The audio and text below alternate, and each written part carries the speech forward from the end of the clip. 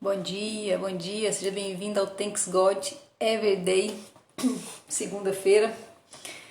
Obrigada a Deus, hoje é segunda, obrigada a todos os dias. Nós vamos começar essa semana falando de ansiedade e nós vamos ler então Mateus 6 e vamos conversar muito e receber, né, de Deus orientação e consolo e conforto, né, nesses dias onde as pessoas sofrem tanto com ansiedade. Então vamos lá.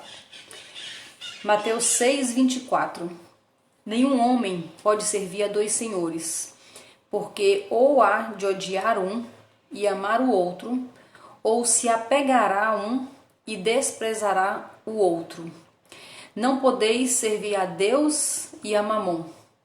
Por isso eu vos digo, não vos preocupeis pela vossa vida, pelo que haveis de comer ou pelo que haveis de beber, nem quanto ao vosso corpo, pelo que haveis de vestir. Não é a vida mais do que a comida, e o corpo mais do que o vestuário? Olhai para as aves do céu, pois elas não semeiam, nem colhem, nem ajuntam em celeiros, e vosso Pai Celeste as alimenta. Não sois vós muito mais do que elas? Mas quem de vós, com suas preocupações, poderá acrescentar um só côvado à sua estatura? Bom dia, Jairo. Vamos falar essa semana sobre ansiedade. Ansiedade, há muito tempo que a ansiedade é um mal muito presente na vida das pessoas, né? A ansiedade há muito tempo já domina e faz sofrer muito as pessoas, né? Só que nesse tempo agora de pandemia, nesse tempo de tantas mudanças, nós estamos vivendo um tempo tão diferente que se você perguntar 10 pessoas o que mais faz sofrer, com certeza 8 vai responder que o maior sofrimento é a ansiedade. Porque se antes nós já sofríamos com ansiedade, agora, né? Bom dia, Mônica. Agora que nós não temos certezas, né? A gente nunca teve muita certeza, mas agora a incerteza ela é muito maior nesse tempo, né, de pandemia, mesmo que as coisas já estão voltando mais ou menos ao normal. Bom dia, Vânia. Mas ainda tem muita incerteza. Muitas pessoas perderam dinheiro, perderam familiares, muitas pessoas tiveram várias perdas em relação ao Covid, né? E então gerou uma incerteza geral na população, e é um sofrimento muito grande. E eu quero começar essa nossa conversa aqui, que vai, na verdade, nós vamos fazer essa conversa durante toda a semana, nós vamos falar essa semana sobre ansiedade. Na verdade, Deus ministrou muito em meu coração na semana passada sobre a ansiedade, muito, muito mesmo. Enquanto eu falava com vocês, né, na semana passada, Deus falava muito comigo de ansiedade. Bom dia, todo mundo que tá chegando aí agora. Bom dia, bom dia. E eu quero começar dando o meu depoimento. Eu já falei com vocês sobre a ansiedade, mas eu quero falar um pouco mais com vocês. Deus colocou isso no meu coração, então vamos lá. Na verdade, durante muitos anos eu sofri com uma ansiedade. Eu já fui diagnosticada com distúrbio da ansiedade. É interessante que outro dia, falando sobre isso, as minhas irmãs, minha família, elas não sabiam. Não sei por que elas não sabiam. Eu acho que eu lidei com isso de uma forma, não sei, que as pessoas não ficaram sabendo, mas durante mais de 20 anos, eu lidei com a ansiedade.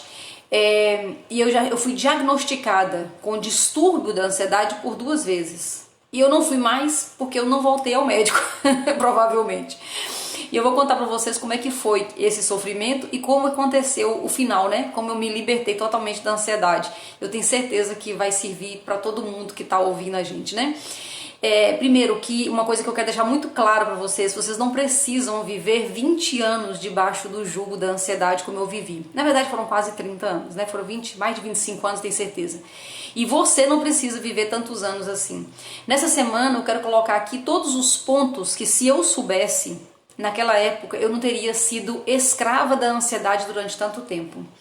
Então eu quero dar para vocês para que, ou seja, todos sejam libertos e sejam vencedores sobre a ansiedade agora, não precisa esperar mais nada, né?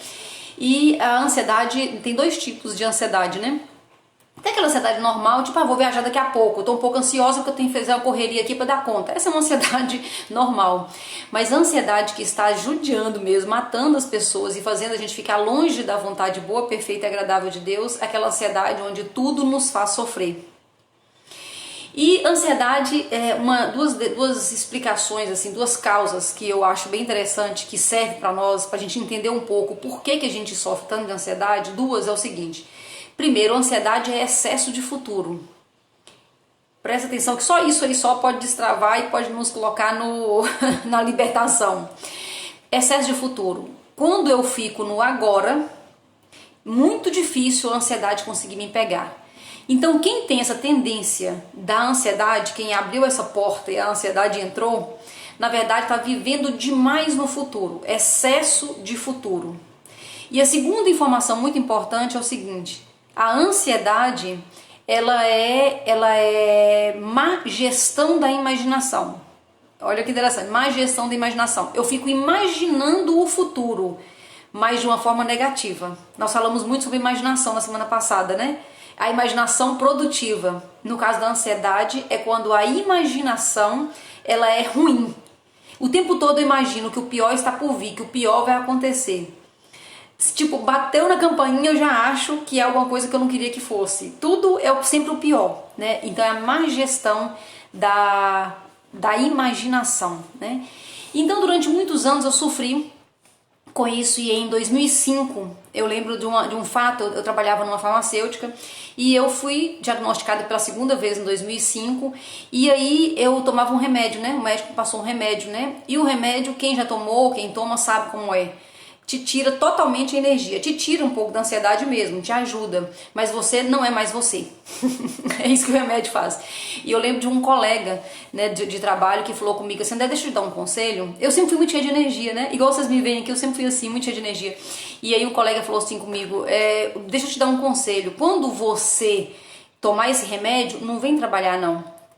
Pega muito mal o jeito como você está. Olha só o comentário que o rapaz fez, né? Na verdade eu estava groggy. Eu estava fora de mim para controlar a ansiedade.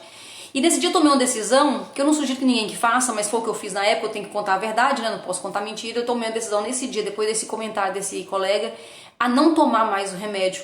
E eu comecei a fazer a gestão da minha ansiedade, de 2005 para cá. E como é que eu fazia essa gestão? Eu começava a fazer... Não, primeira coisa que eu quero dar uma informação que é importante, assim, que nem todo mundo vê dessa forma. Pra mim, eu via como um meu pecado. Eu via como um pecado mesmo, de verdade. Pra mim, eu estava desagradando a Deus. Todas as vezes que eu estava na angústia da ansiedade, eu não me via como vítima da ansiedade, não. Eu via que eu estava em pecado. Porque quando você está ansioso, você julga que você está com você mesmo. Você julga que você está sozinho no mundo. E a gente sabe, tá na palavra, tá em Isaías, que mesmo que todo mundo te abandone, até sua mãe te abandone, Deus nunca nos abandona. Se eu estou com medo do futuro, se eu estou imaginando que o pior está para acontecer, eu estou dizendo que na minha vida Deus não é Deus. Eu sei que é um pouco pesado, talvez para você que está sofrendo de ansiedade ouvir isso, mas era a forma como eu lidava com a minha ansiedade. Então sempre nas minhas orações eu pedia para Deus me curar disso, porque eu via que eu desagradava a Deus. Eu tinha isso muito comigo e não costumava comentar isso com ninguém. E tinha minhas lutas. Um dia eu estava sentada, já morava aqui em Goiânia, eu estava sentada no intervalo assim do meu trabalho, né? Estava sentada num restaurante comendo. E aí um homem de Deus, inclusive ele até faleceu agora recentemente, o Maranhão, ele chegou para mim. Deus manda te dizer desse jeito. Ele falou assim: Deus manda te dizer que o seu pecado desagrada muito ele. Naquela hora a minha cabeça parecia que ia explodir. Ninguém percebia, porque eu via ali, eu estava só almoçando. Mas eu tava com tanta ansiedade, eu tava com tanta angústia, que parecia que o mundo ia acabar, parecia que ia explodir. Sabe aqueles limites? Eu tava naquele limite. E esse homem de Deus chegou pra mim e falou isso: eu vim pra te dizer que Deus manda te dizer uma coisa assim, que o seu pecado desagrada muito a ele. E aí na hora eu agradeci, obrigada por me falar, eu sei o que é. Porque eu sabia que o meu pecado naquele momento era a ansiedade. E eu estava preocupado com o futuro, sendo que Deus já tinha cuidado de tudo. Então nesse ponto que eu via muito como o meu pecado. E eu ficava angustiada de saber que eu estava dessa forma, desconfiando que Deus cuidaria de mim.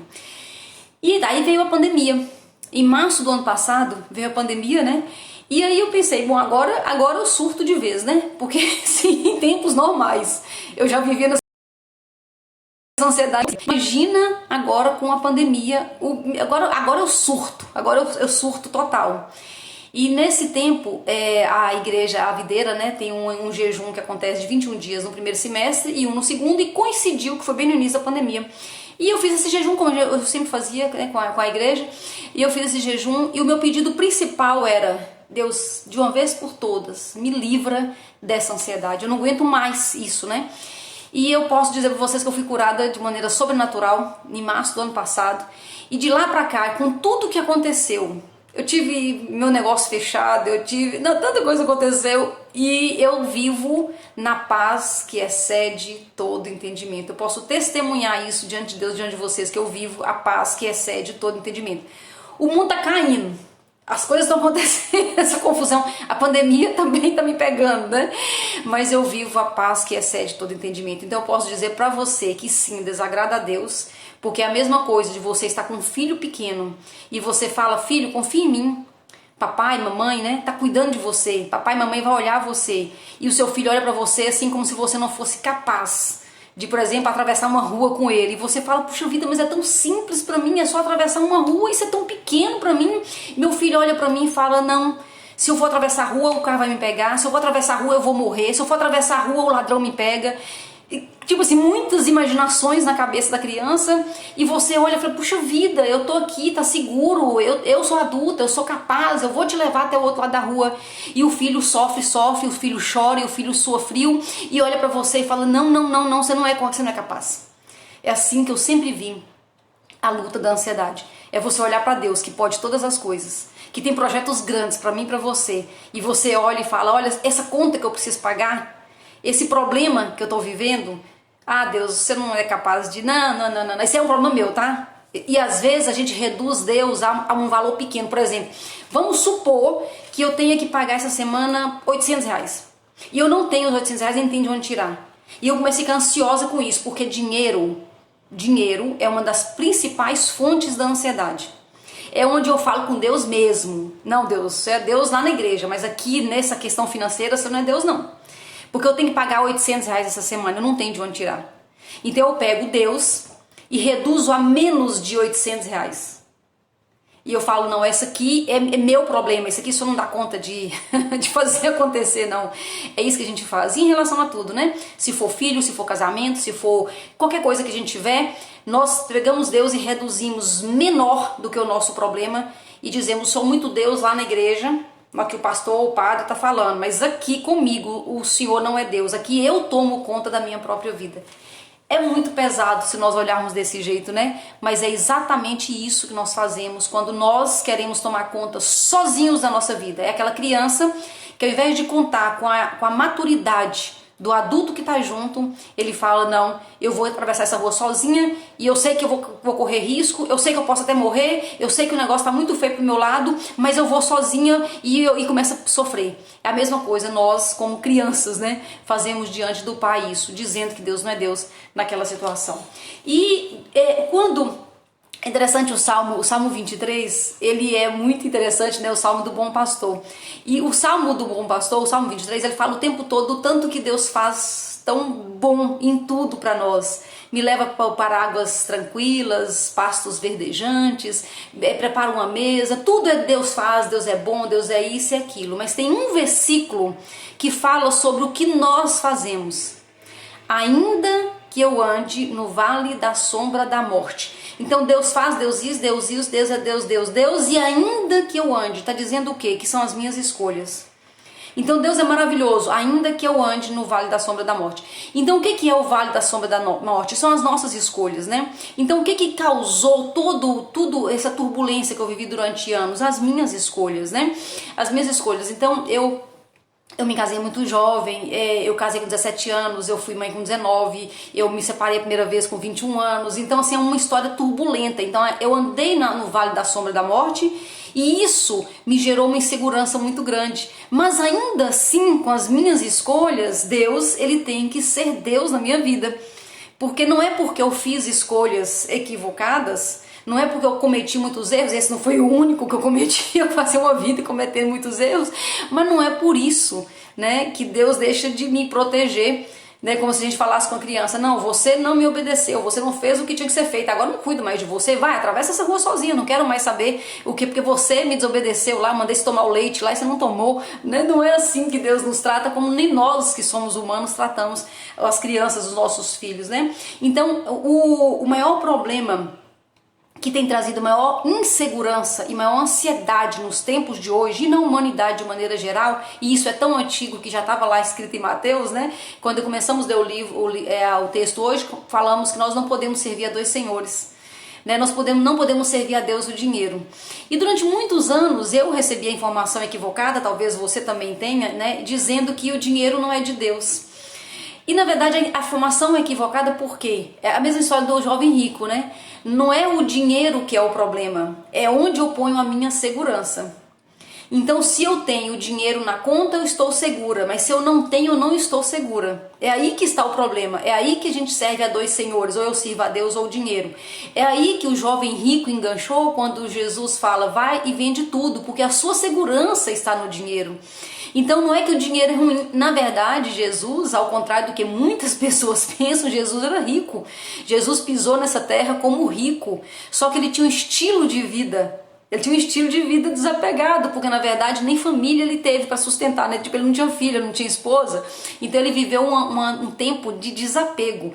Mas Jesus, quando nasceu, recebeu ouro, incenso e mirra. Se você pesquisar isso, além dos símbolos espirituais, isso tudo valia muito dinheiro.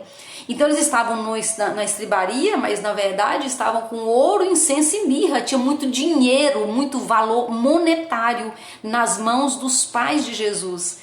E quando Jesus andou pelo mundo, depois ele estava já na missão dele, ele tinha tesoureiro. Você já viu alguém que não ter dinheiro, ter tesoureiro? Não tem muito sentido.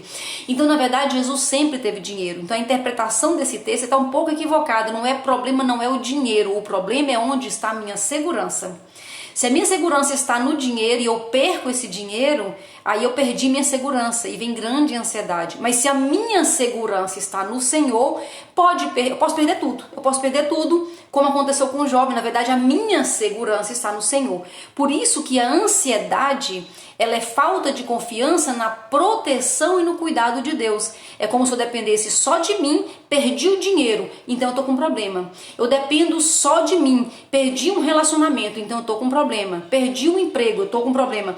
Então, na verdade, é o jeito, é onde que eu coloco a minha segurança que traz para mim a paz que excede todo o entendimento em qualquer situação, ou a grande ansiedade que me tira até do foco. Essa passagem ela é tão interessante porque essa passagem ela fala, buscai primeiro o reino de Deus. Na verdade nós temos, eu e você, nós temos uma tarefa muito grande que nós chamamos de propósito, de missão nessa terra. Nós viemos aqui para fazer um trabalho muito grande e muito importante. Mas presta atenção para a gente já fechar esse primeiro dia da nossa conversa. Nós temos muito para falar sobre ansiedade, né? Mas nós viemos aqui para cumprir algo grande. Deus nos colocou neste tempo, neste lugar, para cumprir algo grande. Mas quando eu fico preocupado, o que eu vou vestir, o que eu vou comer, como eu vou pagar minhas contas, como eu fico me ocupando dessas questões, eu deixo de ter energia para fazer aquilo que Deus me chamou. É aí que está o problema. Então Deus faz um trato. Dentro aqui, através das palavras de Jesus mesmo, Deus faz um trato. Vamos combinar um negócio aqui? Ele fala com a gente, né? Cuida do que você veio fazer, do reino, cuida da tua tarefa, cuida da sua missão, cuida do seu propósito, porque dessas coisas cuido eu. Olha que louco. Mas aí às vezes nós ficamos querendo cuidar do dia a dia, não, porque eu tenho que trabalhar, eu tenho que ganhar dinheiro, eu tenho que pagar minhas contas, eu tenho que cuidar disso, e fica naquela angústia e nós não damos conta. Mas Jesus já deu aqui em Mateus 6 a chave. Qual é a chave? Se preocupa com as coisas que você veio para fazer, o reino. Você tem um chamado, você tem um propósito, você tem algo grande para fazer, e deixa que essas coisas cuido eu. O que você vai vestir, o que você vai comer, como é que as coisas vão ser resolvidas na sua vida. Essa é a proposta. E quando nós pegamos as coisas menores que Deus já falou que vai cuidar e nós colocamos lá em cima, nós não temos energia para fazer aquilo que nós viemos fazer na terra. Nós perdemos o foco, nós perdemos energia e nós podemos ficar por anos como eu fiquei no looping infinito da ansiedade. E a ansiedade, ela é interessante que, sendo um pecado, ela só tem coisa negativa. Aí você fala, André, mas tem algum pecado que tem coisa positiva? Tem. Tem pecados que tem prazer e depois tem o preço. A ansiedade só tem sofrimento. Você sofre o tempo inteiro e causa sofrimento para o futuro o tempo inteiro. Então a ansiedade, se o pecado já não é do gosto de Deus, Ele não quer que a gente sofra com o pecado, a ansiedade talvez seja o ponto que Deus mais quer trabalhar em mim e em você, para nos ajudar. O famoso se joga. O que é o se joga? Confiar que eu, cuidando do que Deus me trouxe para cuidar dessa terra, as coisas menores e corriqueiras, Ele vai cuidar. Porque se Ele cuida das ervas, das flores, dos lírios e dos passarinhos e dos animais, por que motivo Ele não cuidaria de mim e de você, nós que somos filhos? Vai ser uma discussão muito poderosa essa semana. Aquece seu coração, vamos começar aí refletindo em Mateus 6 e pede a Deus para te mostrar onde é que você está se perdendo na ansiedade e o que falta ainda de você entender, que você não compreendeu ainda dele, que vai fazer você dar o passo, avançar e sair desse looping de sofrimento que é a ansiedade. E eu tenho certeza que ele tem para mim e para você cura e libertação, e um novo nível de confiança, porque Deus é bom e nós vamos para esse nível diferente. Ele está me chamando e te chamando para esse nível. Essa semana vai ser essa semana para nós experimentarmos tudo isso na nossa vida. Obrigada pela sua companhia. Encaminha para quem ainda está sofrendo com ansiedade também, para quem está precisando despertar, né, desse loop infinito aí da ansiedade. Encaminha para eles, para elas, né? E amanhã a gente se encontra aqui no Thanks God Every Day às 7 horas da manhã. Deus abençoe sua vida, Deus abençoe sua semana e até amanhã, se Deus quiser.